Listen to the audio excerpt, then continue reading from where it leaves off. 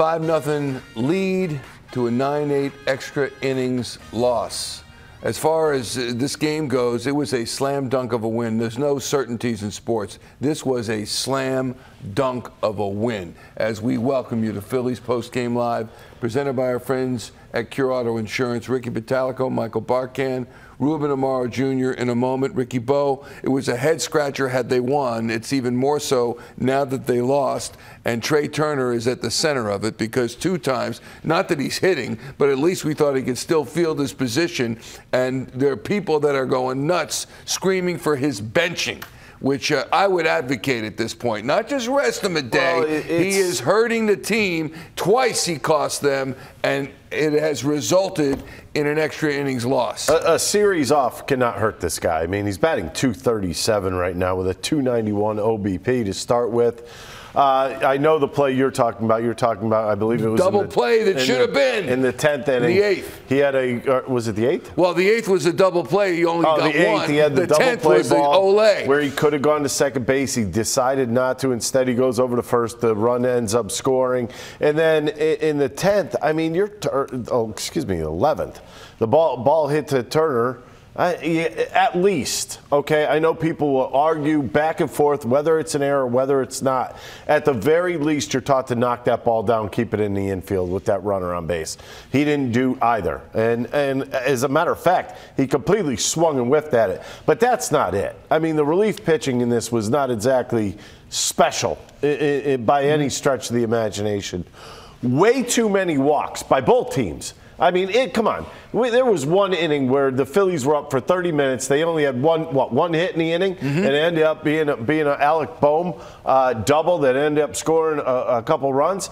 That, to me, is not big leagues when you're putting 4 guys on base and a run scoring without letting anybody get a hit. I will say this much. I enjoyed what Boehm did tonight, 4 for 6, 3 RBIs. I like what Stott did tonight, 2 for 5. And then Stott was 3 for 5. Casty was 2 for 6. Those guys are some nice catches. Casty made a bunch of plays out in right field. So, yeah, he should be commended for the way he's playing. This game should never have been lost. This was a 5-0 lead for the Phillies.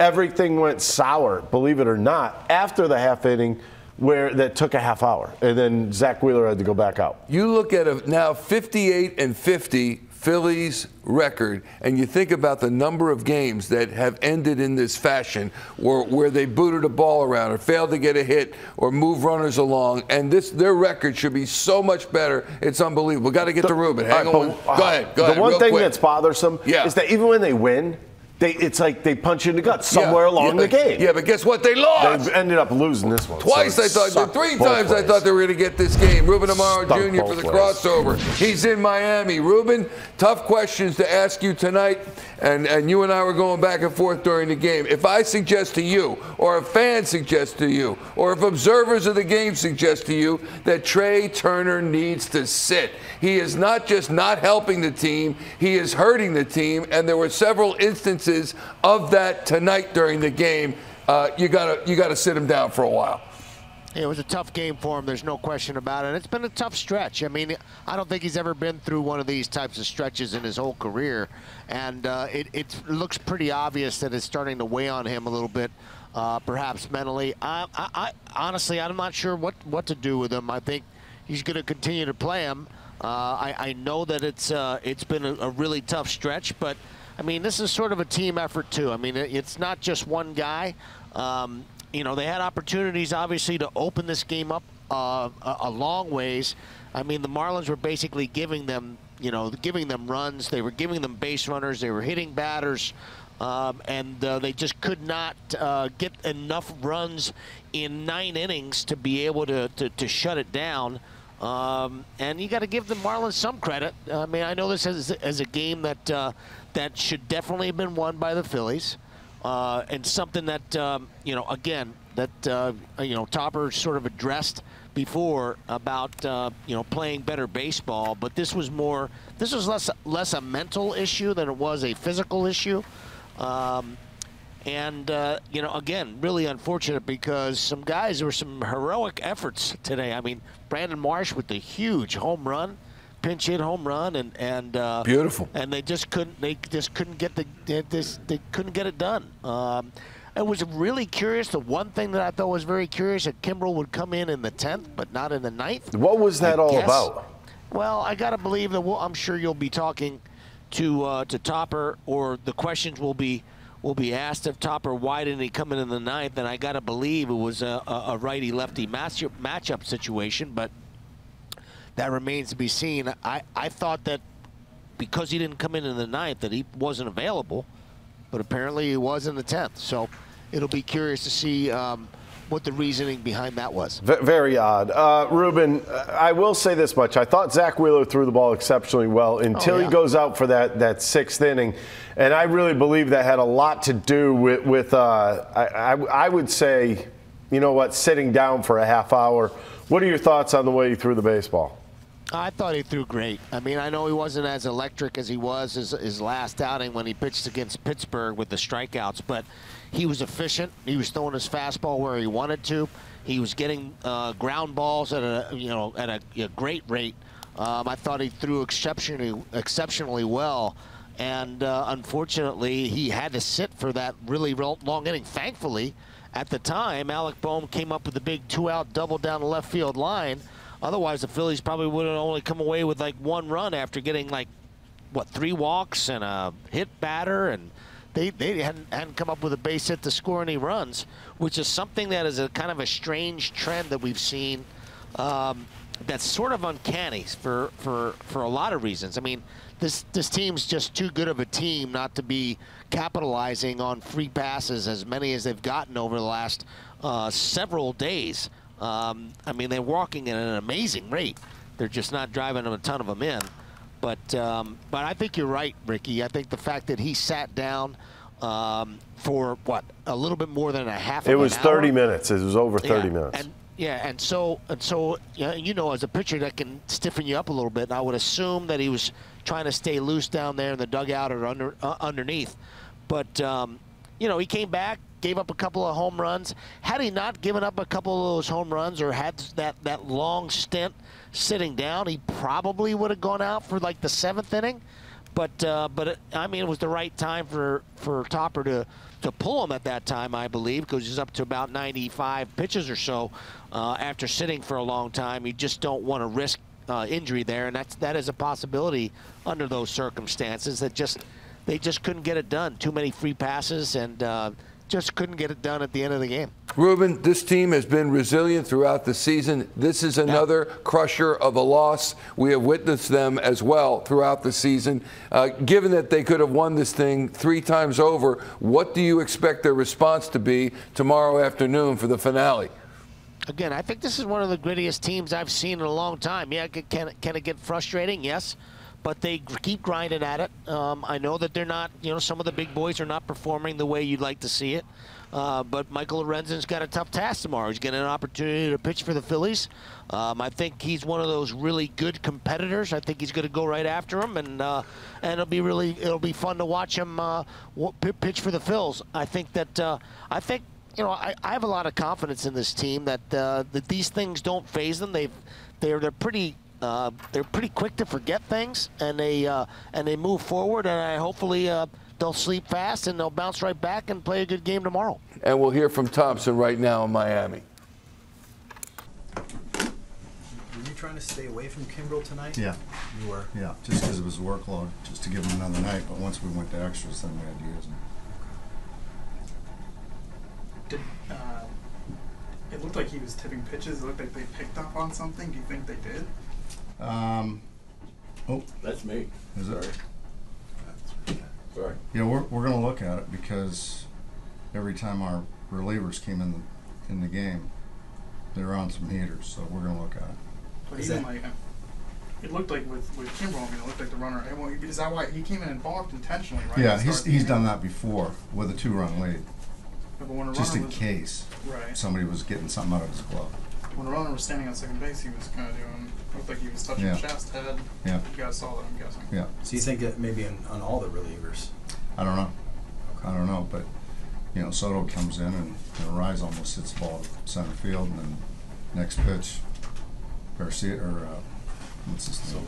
Solari, it's a home run to right center. So I don't know, you know, but we look at that stuff all the time. As soon as something weird comes up.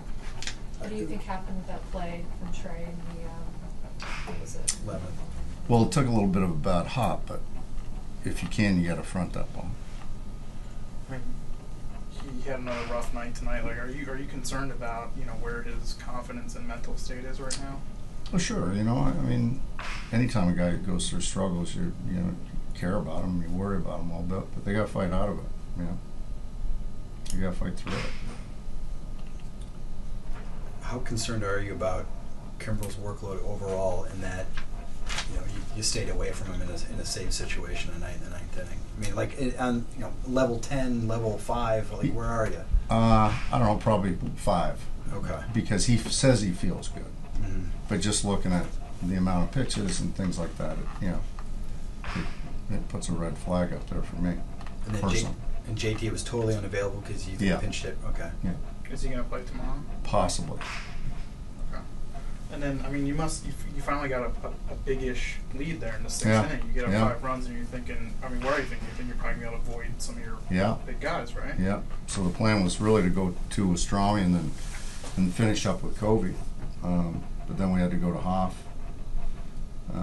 to save that inning. And then it turned into Soto for the night. Do you have enough guys for tomorrow, pitching-wise? I mean, are you guys... I think so. Okay. I mean, Marte and Sir Anthony were down? Yes. Okay. Yeah. And was there anybody else that you wanted to stay away from besides Kimbrel that you were forced to use because of what happened? Really, the guys that probably Hoffman and Kimbrel.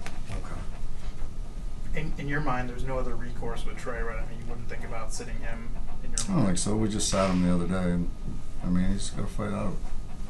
I know that's kind of, maybe that's harsh to say. I don't know, but you know, and he will. I firmly believe that. What did you think of Wheeler?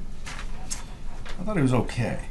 You know, velocity was down a little bit tonight, and I don't know whether that's because of the, you know, we haven't given him a chance to pitch on 5 days rest lately, so, you know, just maybe a little bit of wear and tear, but, you know, 6 strong innings. You know, he gave up the 2 home runs late, but, you know, he pitched. Couple of things from Rob Thomson. One, regarding Craig Kimbrel, Ricky Bo. He was not going to pitch tonight just because of his workload. Wanted to give him another day, says Thomson. But then we went into the 10th, he said. Can you stop right there for a second? What does 1 inning have to do with anything? It's 1 inning differential. Yeah. I could see if you said I got to the 15th inning and I had to use them.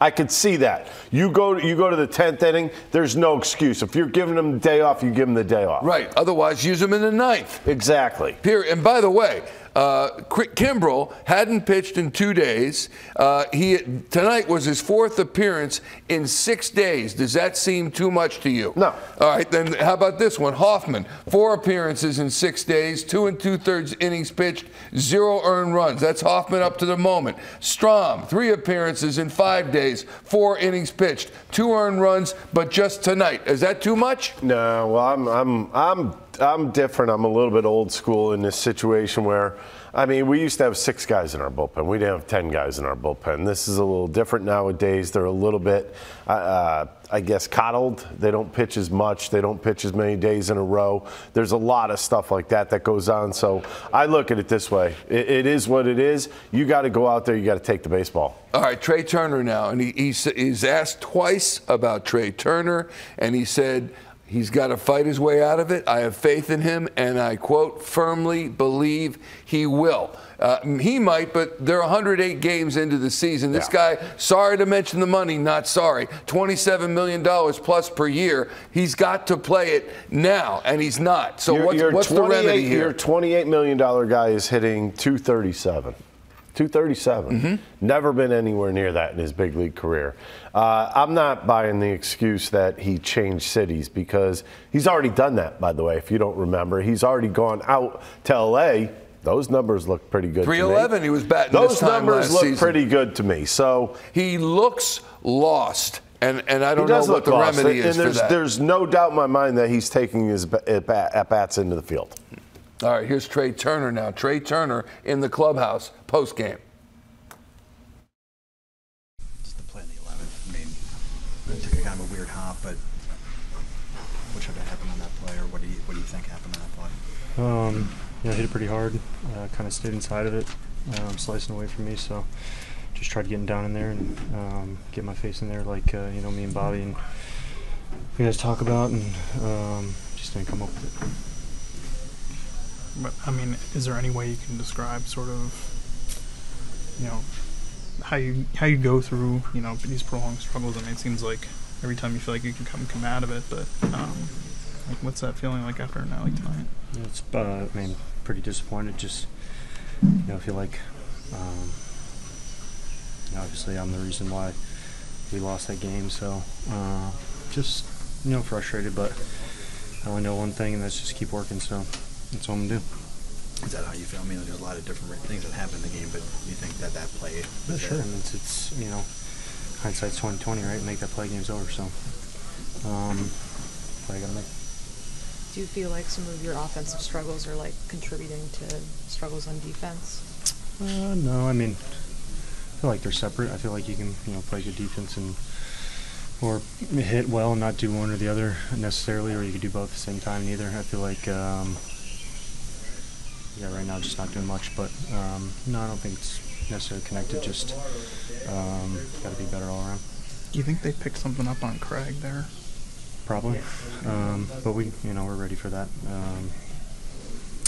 I know that you know, one of their hitting coaches with Craig in LA, so pretty familiar with him. So I don't know if he had something or not, but you know, you got to be ready for it and try to make adjustments on the fly.